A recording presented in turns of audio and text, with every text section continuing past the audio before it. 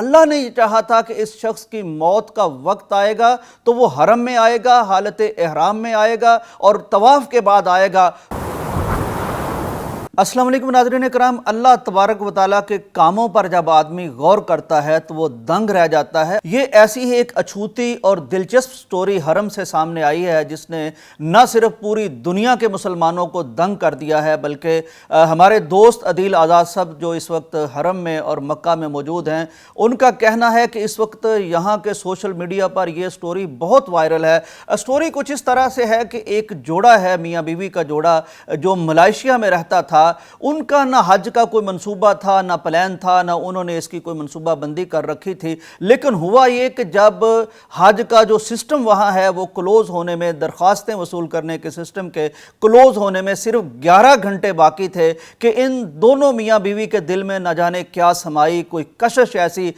حرم کی پیدا ہوئی، حج کی پیدا ہوئی، طواف کی پیدا ہوئی۔ صرف 11 گھنٹے پہلے ان دونوں میاں بیوی نے اپنی درخواستیں وہاں حکومت کو جمع کروائیں۔ اللہ نے کرم کیا، ان کی درخواستیں منظور بھی ہو گئیں، پورا پروسیس بھی ہو گیا۔ یہ ایئرپورٹ پہنچے، انہوں نے احرام باندھے، احرام باندھ کے یہ جدہ کے ایئرپورٹ پر اترے اور پھر یہ حرم میں پہنچے، اور حرم میں اس وقت جب یہ سفید احرام پہنے دونوں میاں بیوی طواف کر رہے تھے، اور بالآخر جب طواف مکمل ہوا تو یہ دیکھ کر دنگ رہ گئی دنیا کے ان کے خامد جو تھے، ان کو صحن حرم میں، بیت اللہ شریف میں، مسجد حرم میں دل کا دورہ پڑا اور وہ آنن فانن اللہ کے پاس پہنچ گئے۔ سالوں سے لوگ جو اہتمام کرتے ہیں اور تمنائیں کرتے ہیں، آرزویں پالتے ہیں اور منصوبہ بندی کرتے ہیں، پیسے جمع کرتے ہیں، اور کئی دفعہ بیچاروں کے سالوں گزر جاتے ہیں لیکن قبولیت ان کو نہیں مل پاتی، وہ حج کے سفر کے قابل نہیں ہو پاتے، کوئی نہ کوئی اٹکاؤ، کوئی نہ کوئی رکاوٹ آ جاتی ہے۔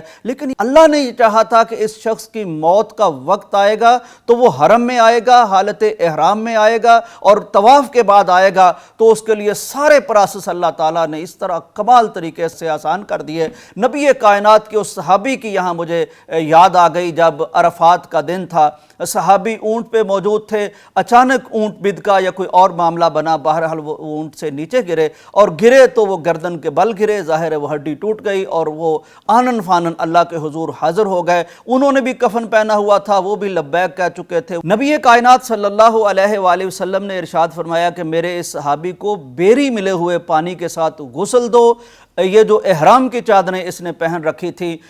اسی میں اس کو کفن دو اور اس کو خوشبو نہیں لگاؤ، کیونکہ قیامت کے دن جب یہ اٹھے گا تو یہ لبیک پکارتا ہوا اٹھے گا۔ چونکہ یہ نبی کائنات کا فرمان ہے کہ جو شخص جس کیفیت میں اللہ کے پاس جاتا ہے اسی کیفیت میں حشر کے روز اسے اٹھایا جائے گا۔ تو یہ ملائیشیا کا یہ شخص اور اس خاتون کا یہ خامد بھی کیا اللہ کا ولی اور شاندار آدمی تھا کہ چند گھنٹے پہلے اور 1-2 دن پہلے جس کو معلوم ہی نہیں تھا کہ میری موت آئے گی اور وہ حرم میں آئے گی اور میں حج پہ جاؤں گا، چنانچہ کل جب یہ اٹھے گا تو اس کے جسم پر احرام ہوگا اور یہ بھی لبیک پکارتا ہوا اٹھے گا۔ اللہ سے دعا کرتے ہیں کہ اللہ تبارک و تعالیٰ تمام حاجیوں کا حج قبول فرمائے اور موت دے تو اس شخص جیسی قابل رشک اور حسین موت دے اور ہمارا خاتمہ بالخیر فرمائے۔ اجازت دیجیے، اللہ حافظ۔